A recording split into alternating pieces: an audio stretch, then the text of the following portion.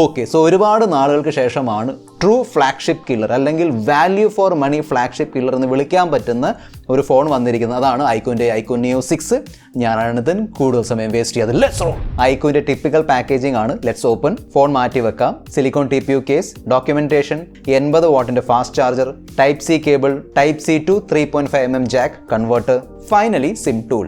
iQOO Z6 Proന്റെ ആ ഒരു വിചിത്ര ക്യാമറ മോഡലിന് ശേഷം iQOO വീണ്ടും നല്ലൊരു സ്റ്റൈലിഷ് ക്യാമറ മോഡലാണ് കൊടുത്തിരിക്കുന്നത്. ഓക്കെ, തീർച്ചയായിട്ടും ക്യാമറ മോഡലിന്റെ മേളിൽ 8-bit ഫോർമാറ്റിൽ നിയോ എന്ന് എഴുതിയിട്ടുണ്ട്. മാറ്റ് ഫിനിഷ് ഉള്ള പ്ലാസ്റ്റിക്കിന്റെ ബാക്ക് ആണ് കൊടുത്തിരിക്കുന്നത്. ഓക്കെ, 190 gram ആണ് വെയിറ്റ്, 8.5mm ആണ് തിക്നെസ്. സോ വെയിറ്റ് ആണെങ്കിലും തിക്നെസ് ആണെങ്കിലും ഓക്കെ ആണ്. ഈവൻ ഇൻ ഹാൻഡ് ഫീലും നല്ലതാണ്, നല്ലൊരു ഇൻ ഹാൻഡ് ഫീൽ കിട്ടുന്നുണ്ട്. No problem with the handling. പക്ഷേ ഈ പ്രൈസ് പോയിന്റിൽ ഗ്ലാസിന്റെ ബാക്കുള്ള ഫോൺസും വരുന്നുണ്ട്. ഓക്കെ, സോ അത് നിങ്ങൾക്ക് ഇമ്പോർട്ടൻ്റ് ആണെങ്കിൽ അതും കൂടെ ഒന്ന് നോക്കിക്കോളൂ. പക്ഷേ ഐ ഡോണ്ട് മൈൻഡ്. ഫോണിന്റെ ടോപ്പിൽ noise cancellation mic and IR blaster. Right സൈഡിലാണ് volume rocker and power button.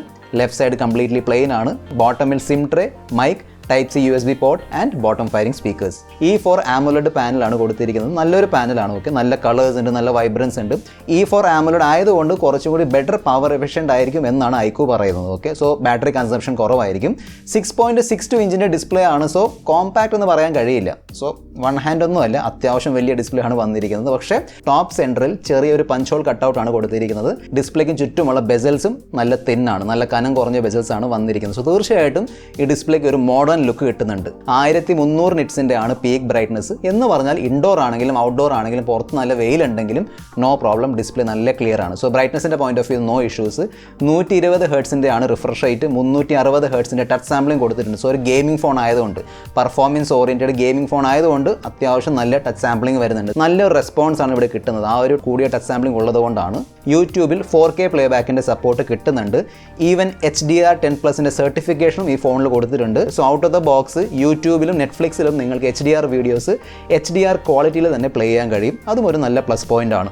Wide wine L1 certification ആണ് വരുന്നത്. സോ നിങ്ങൾക്ക് OTT പ്ലാറ്റ്ഫോംസിൽ ആമസോൺ പ്രൈമിലും നെറ്റ്ഫ്ലിക്സിലൊക്കെ easily 1080p full HD content ആസ്വദിക്കാൻ കഴിയും. ഡ്യുവൽ സ്റ്റീരിയോ സ്പീക്കേഴ്സിൻ്റെ ഓപ്ഷൻ വരുന്നുണ്ട്. അത്യാവശ്യം ലൗഡ് ആണ്, ക്ലിയർ ആണ്. കുറച്ചും കൂടി ബേസ് വേണ്ടിയിരുന്നു എന്നെനിക്ക് തോന്നി. Anyway it's okay. ആ ഒരു ലെഫ്റ്റ് റൈറ്റ് സെപ്പറേഷൻ ഉണ്ടല്ലോ, അത് നന്നായിട്ട് അറിയാൻ പറ്റുന്നുണ്ട്. അതായത് നമ്മൾ ഗെയിംസ് കളിക്കുമ്പോൾ, സ്പീക്കറിൽ ഇട്ടുകൊണ്ട് ഗെയിംസ് കളിക്കുമ്പോൾ ആ ഒരു ലെഫ്റ്റ് ആൻഡ് റൈറ്റ് സെപ്പറേഷൻ നമുക്ക് അറിയാൻ കഴിയുന്നുണ്ട്. ഹെഡ്ഫോൺ ജാക്കിന്റെ ഫീച്ചർ കൊടുത്തിട്ടില്ല. Okay, so there is no headphone jack. Normally ഈ പ്രൈസ് സെഗ്മെന്റിൽ മിക്ക ഫോൺസിലും ഹെഡ്ഫോൺ ജാക്ക് വരുന്നില്ല. പക്ഷേ ബോക്സിൽ type C to 3.5mm headphone ജാക്കിന്റെ ആ ഒരു കൺവേർട്ടർ കൊടുത്തിട്ടുണ്ട്. സോ നിങ്ങൾക്ക് വേണമെങ്കിൽ അത് ഉപയോഗിച്ച് ലാഗ് ഇല്ലാതെ കളിക്കാൻ പറ്റും. ഫോണിൽ കൊടുത്തിരിക്കുന്ന in display finger print scanner നല്ല രീതിയിൽ വർക്ക് ചെയ്യുന്നുണ്ട്. അത്യാവശ്യം ഫാസ്റ്റ് ആണ്, സെക്യൂർ ആണ്, no issues.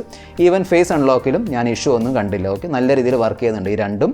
X axis linear മോട്ടറാണ് കൊടുത്തിരിക്കുന്നത്. നോർമലി ഈ പ്രൈസ് സെഗ്മെന്റിൽ Z ആക്സിസ് ലീനിയർ മോട്ടറാണ് വരുന്നത്. X ആക്സിസ് അതിനേക്കാളും കുറച്ചും കൂടി ബെറ്റർ ആണ്, കുറച്ചും കൂടി സ്ട്രോങ് ആണ്. സോ കുറച്ചും കൂടി ബെറ്റർ പ്രീമിയം ഫീൽ കിട്ടുന്നുണ്ട്. ടൈപ്പ് ഒക്കെ ചെയ്യുമ്പോൾ അത്യാവശ്യം നല്ല പ്രീമിയം ഫീൽ കിട്ടുന്നുണ്ട്. 64 മെഗാ പിക്സലിൻ്റെ ട്രിപ്പിൾ ക്യാമറ സെറ്റപ്പ് ആണ് കൊടുത്തിരിക്കുന്നത്. 64 മെഗാ പിക്സലിൻ്റെ സാംസങ്ങിൻ്റെ GW1P സെൻസർ ആണ് വരുന്നത്. ഈ ക്യാമറ OISും സപ്പോർട്ട് ചെയ്യുന്നുണ്ട്. 8 മെഗാ പിക്സലിൻ്റെ അൾട്രാവൈഡ്, ഫ്രണ്ടിൽ 16 മെഗാ പിക്സലിൻ്റെ സെൽഫി ക്യാമറയാണ് കൊടുത്തിരിക്കുന്നത്. കഴിഞ്ഞ വർഷം ഇറങ്ങിയ iQOO 7 ഓർമ്മയുണ്ട്. നല്ലൊരു ഓൾറൗണ്ട് ഫോണായിരുന്നു. നല്ല ഗെയിമിംഗ് പെർഫോമൻസ്, പിന്നെ നല്ല ക്യാമറ പെർഫോമൻസ്. ആ ഒരു കോമ്പിനേഷൻ അതേപടി ഈ ഫോണിലും വന്നിട്ടുണ്ട്. ഓക്കെ, നല്ല ക്യാമറ പെർഫോമൻസ് ആണ് കിട്ടുന്നത്. ഹ്യൂമൻ സബ്ജക്റ്റിന്റെ ഫോട്ടോ നോക്കുകയാണെങ്കിൽ നല്ല സ്കിൻ ടോൺ ആണ്, നല്ല ഡീറ്റെയിൽസ് വരുന്നുണ്ട്. പോർട്രേറ്റ് ഫോട്ടോസിലുള്ള ആ ഒരു എഡ്ജ് ഡിറ്റക്ഷൻ ആണെങ്കിലും ബാക്ക്ഗ്രൗണ്ട് ബ്ലർ ആണെങ്കിലും നല്ല നാച്ചുറൽ ആണ്. So no problem with human subject ഫോട്ടോസൊക്കെ നല്ല ക്ലാരിറ്റി കിട്ടുന്നുണ്ട്. നോർമൽ ഫോട്ടോസിലും നല്ല കളേഴ്സൊക്കെ വരുന്നുണ്ട്. അത്യാവശ്യം ബ്രൈറ്റ്നസ് ഒക്കെ ഉണ്ട്. ആ ഒരു ഡൈനാമിക് റേഞ്ച് ആണെങ്കിലും കളേഴ്സൊക്കെ നല്ല രീതിയിൽ മെയിൻറ്റെയിൻ ചെയ്യുന്നുണ്ട്. നല്ലൊരു ക്യാമറ പെർഫോമൻസ് ആണ്. അങ്ങനെ വലിയ ഇഷ്യൂ ഒന്നും ഞാൻ ഫേസ് ചെയ്തില്ല. അൾട്രാവൈഡ് ക്യാമറ പെർഫോമൻസ് എടുത്ത് പറയേണ്ടിയിരിക്കുന്നു. കാരണം നോർമലി അൾട്രാവൈഡ് ക്യാമറ പെർഫോമൻസിൽ ഈ ഒരു ഓറഞ്ച് ടിൻറ്റ് അല്ലെങ്കിൽ കളർ ഷിഫ്റ്റ് ഒക്കെ നമ്മൾ കാണാറുണ്ട്. പക്ഷേ ഇവിടെ തീർച്ചയായിട്ടും ആ ഒരു പ്രൈമറി ക്യാമറയുടെ ഡീറ്റെയിൽസ് എന്തായാലും അൾട്രാവൈഡിൽ കിട്ടത്തില്ല. കാരണം അൾട്രാവൈഡ് 8 മെഗാ പിക്സലിൻ്റെതാണ്. പക്ഷേ ആ ഒരു കളർ ഉണ്ടല്ലോ, ആ കളറും കോൺട്രാസ്റ്റൊക്കെ അത്യാവശ്യം നല്ല രീതിയിൽ തന്നെ അത് മെയിൻറ്റെയിൻ ചെയ്യാൻ കഴിയുന്നുണ്ട്. ഓക്കെ, ഞാൻ normal photo and ultrawide photo side by side കാണിച്ചു തരാം. നിങ്ങൾ കണ്ടു നോക്കുക. എന്നിട്ട് നിങ്ങളുടെ ഒരു അഭിപ്രായം താഴെ കമൻറ്റ് ബോക്സിൽ എഴുതി അറിയിക്കുക. നൈറ്റ് മോഡിൻ്റെ പെർഫോമൻസ് ഈസ് ഓക്കെ. അങ്ങനെ ഭയങ്കരമായ നൈറ്റ് മോഡ് പെർഫോമൻസ് ഒന്നും പ്രതീക്ഷിക്കരുത്. ഞാൻ ചില non night mode and with night mode photo share ചെയ്യുന്നുണ്ട്. സൈഡ് ബൈ സൈഡ് കണ്ടു നോക്കുക. 4K at 60 FPS option iQOO ഈ ഫോണിൽ കൊടുത്തിട്ടുണ്ട്.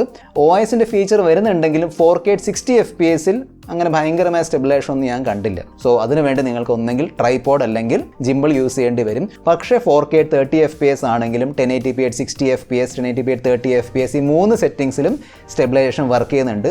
OIS മാത്രമല്ല കേട്ടോ. So it's not only optical image stabilization, optical image stabilization plus EISും വരുന്നുണ്ട്. സോ സോഫ്റ്റ്വെയർ ബേസ്ഡ് സ്റ്റെബിലൈസേഷൻ കൂടി വരുന്നുണ്ട്. അതുകൊണ്ട് ചെറിയൊരു ക്രോപ്പിംഗ് ഫാക്ടർ വരും, ലേശം ക്രോപ്ഡ് ആയിരിക്കും വീഡിയോസ്, പക്ഷേ നല്ല രീതിയിലുള്ള സ്റ്റെബിലൈസേഷൻ കിട്ടുന്നുണ്ട്. 4K 60 FPS ആണെങ്കിലും 4K 30 FPS ആണെങ്കിലും നല്ല വീഡിയോസ് ആണ് കിട്ടുന്നത്. നല്ല കളേഴ്സ് ഉണ്ട്, നല്ല ഡീറ്റെയിൽസ് ഒക്കെ വരുന്നുണ്ട്. സോ വീഡിയോൻ്റെ പോയിന്റ് ഓഫ് വ്യൂ ഞാൻ അങ്ങനെ വലിയ ഇഷ്യൂ ഒന്നും ഫേസ് ചെയ്തില്ല. ഓക്കെ, iQOO ഫോൺസിൽ നോർമലി സെൽഫി ക്യാമറ പെർഫോമൻസ് നല്ലതായിരിക്കും.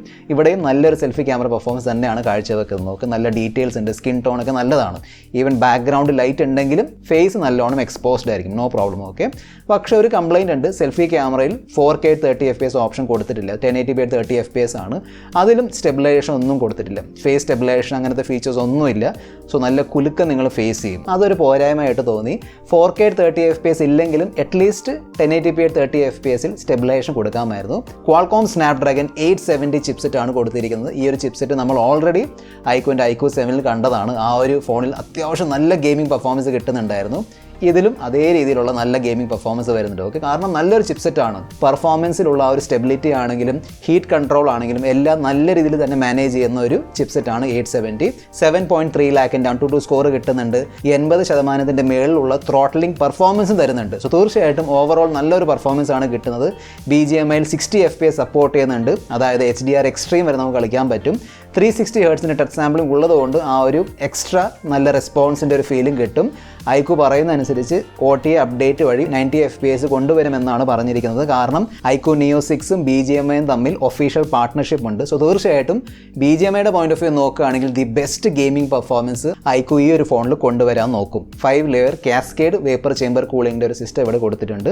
പിന്നെ നോർമലി iQOO ഫോൺസിൽ വരുന്ന ആ ഒരു ഗെയിം മോഡ് ഉണ്ടല്ലോ, വോയിസ് ചേഞ്ചിങ് ഫീച്ചറും പിന്നെ 4D വൈബ്രേഷണൽ ഫീച്ചേഴ്സൊക്കെ ഉള്ള ഒരു ഗെയിം മോഡ് അത് ഇവിടെയും കൊടുത്തിട്ടുണ്ട്. X-ആക്സിസ് ലീനിയർ മോട്ടർ ഉള്ളതുകൊണ്ട് അത്യാവശ്യം നല്ല വൈബ്രേഷൻ കിട്ടുന്നുണ്ട്.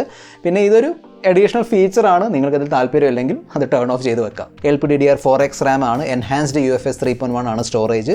ഡ്യുവൽ നാനോ സിമ്മിൻ്റെ ഓപ്ഷനാണ് കൊടുത്തിരിക്കുന്നത്. സോ നിങ്ങൾക്ക് ഇവിടെ മൈക്രോ SD കാർഡ് ഉപയോഗിക്കാൻ കഴിയില്ല. ലേറ്റസ്റ്റ് Android 12ഉം ലേറ്റസ്റ്റ് FunTouchOS 12 ആണ് കൊടുത്തിരിക്കുന്നത്. ഓക്കെ, നല്ലൊരു OS ആണ് FunTouchOS. ഒരുപാട് ഇമ്പ്രൂവ്മെൻറ്റ്സ് വന്നിട്ടുണ്ട്.